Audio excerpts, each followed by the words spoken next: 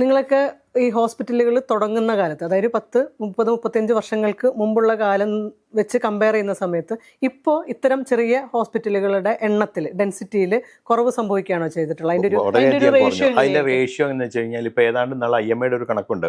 8,000-ഓളം ചെറുകിട ആശുപത്രികൾ ഉണ്ടായിരുന്ന സ്ഥലത്ത് അതിനകത്ത് ഇപ്പൊ പകുതിയിൽ താഴെയുള്ളൂ. ക്ലിനിക് ടൈപ്പ് ചെറുകിട ആശുപത്രികൾ.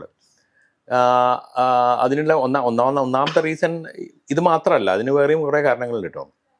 കാരണം ഒരുപാട് നിയമങ്ങൾ ഇപ്പം തന്നെ നമുക്ക് ഏതാണ്ട് ഒരു 10-30 സ്റ്റാറ്റ്യൂട്ടറി നിയമങ്ങൾ ഒരു ഹോസ്പിറ്റലിന് പാലിക്കേണ്ടതുണ്ട്.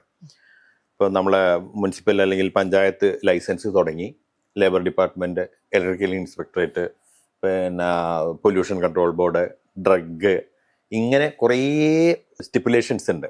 അപ്പം അതിൻ്റെയൊക്കെ പുറത്താണ് ഇപ്പോൾ ഈ പറഞ്ഞ CE വരുന്നത്, ഇതിൻ്റെയൊക്കെ അപ്പുറത്താണ് വരുന്നത്.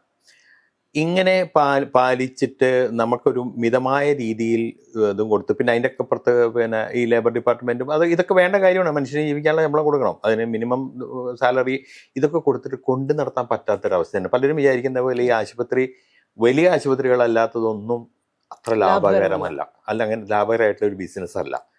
അതാണ് ഞാൻ സംശയം ഉണ്ടാക്കുന്നത്. അപ്പൊ പിന്നെ ഇത്ര വലിയ ലാഭം മാത്രം കാണുന്ന ഇത്തരം കമ്പനികൾ എന്ത് കണ്ടിട്ടാണ് ഈ ഇറങ്ങുന്നത്? ലാഭം ഉണ്ടാക്കും അവര്.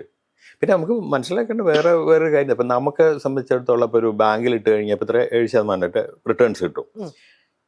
ഈ 1000 കോടി മുടക്കുന്ന ഒരുത്തന് അവന് 1% കിട്ടിയാലും മതി, 1% കിട്ടിയാൽ മതി.